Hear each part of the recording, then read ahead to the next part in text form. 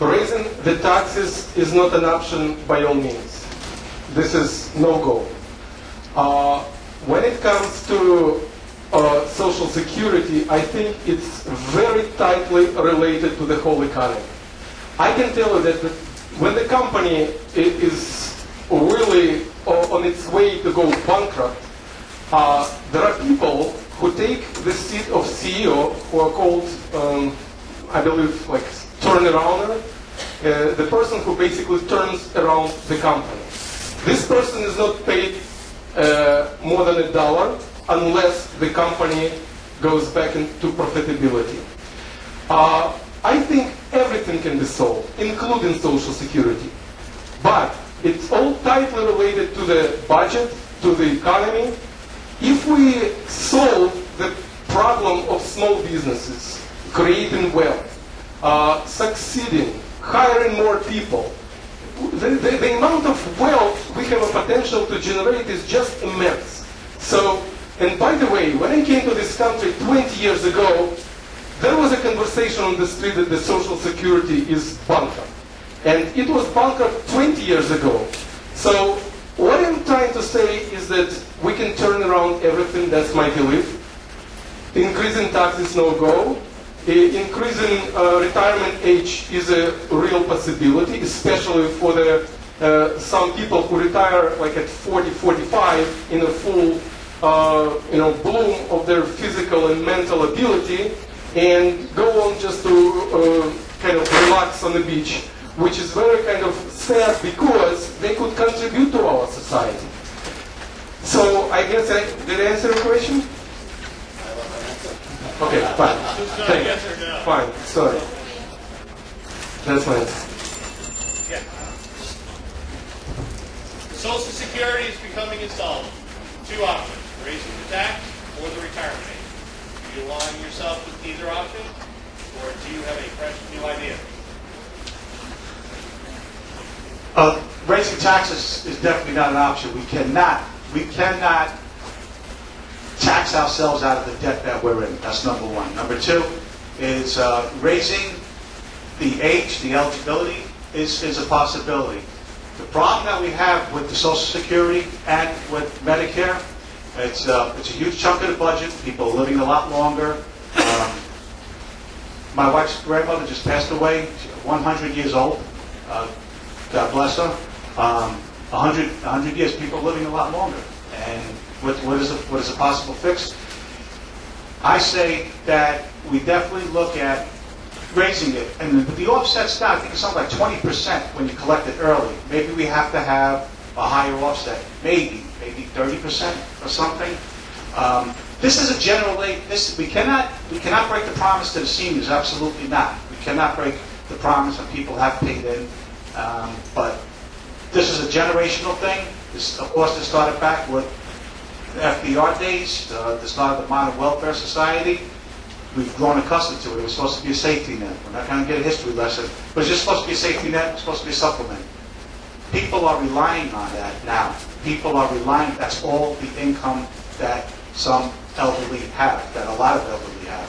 So we can't take their legs out from under them. But we have to definitely make a change in this, and again, it's going to be generational. It's going to take probably 2 generations if we do some serious reform. Social Security, if you look at your paycheck, it's SSI, it's Social Security insurance. At the time it was first put together, the average life expectancy was 65 years old. It was put there in case someone lived past 65 years old. So clearly, it's completely outdated and completely out of sync in today's life expectancy.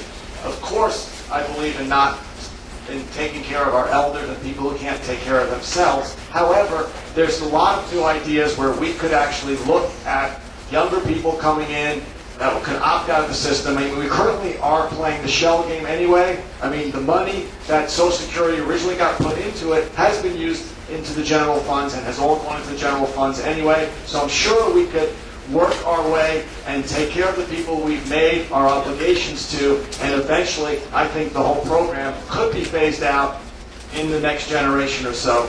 and with some different kinds of ideas for people entering into the system, because we cannot continue to perpetuate the system as it is today. And again, with the combination of opting out people, not putting new people into it, raising the age of retirement for people that are young enough to prepare for that, and with alternative systems.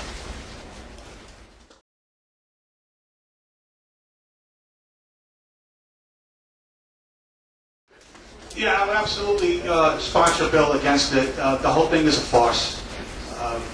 You know, and I've said it before, the only person that actually made out on this whole thing has been Al Gore. In the 80s, we blamed talk about methane, we blamed the cows in the 80s for our atmospheric problems. Again, Al Gore was a big proponent of this. These are the types of programs that I was saying about when we talked about getting small business back, getting jobs, helping jobs get created. These mandates and these limitations that get imposed, that get pushed down upon the small businesses, those kill jobs. They kill jobs and they raise taxes. It creates a larger bureaucracy and you have a larger government. I will wholeheartedly be against any type of legislation for carbon dioxide, for God's sake. If there wasn't any carbon dioxide, I don't think plants could live either, right? So that's my take. The current cap and trade legislation would be very destructive for New Jersey. New Jersey has a very large energy industry. We actually, it's about $13 billion in the state, and it employs hundreds of thousands of people. So besides destroying one of the most important tax bases of this state, it would also add about $3,000 to the average home's energy bill. And in addition to that, it would add an enormous cost to anything that is manufactured and use electricity. So it's also subsidizing things that are clearly not commercially viable, and that's why they should not be brought to market. It's forcing us to use technologies that are not viable and are not economically feasible. So the whole thing is not worth it, and it's bad legislation. I would definitely support legislation not to qualify carbon dioxide as a pollutant. I think cap and trade is a very destructive and not well thought for legislation, and needs to be stopped and actually not enacted. What I think we should do actually instead is creating, actually enacting new ideas how to use latest technologies. Because in my opinion, as much progress as we've made in space or in the army, not much of that technology is trickling down to the bottom levels of our economy. I have people who visited Japan recently, and they come back with open eyes like that. They say they don't have immigrants to take care of the loans. They don't have anyone standing and checking the tickets. They basically eliminated all the need for small jobs, and the technology level in Japan is just startling. So I think we have a tremendous opportunity to build houses which use 1/10 of the energy which every house is using. I would actually create a legislation which would create incentives for the people to rebuild their old houses. New Jersey is a pretty old state. Every house is probably like close to 50 years old. The technology was very old then. But in order to rebuild that house, it takes a lot of money, plus it gets taxed almost double. I think it's unfair.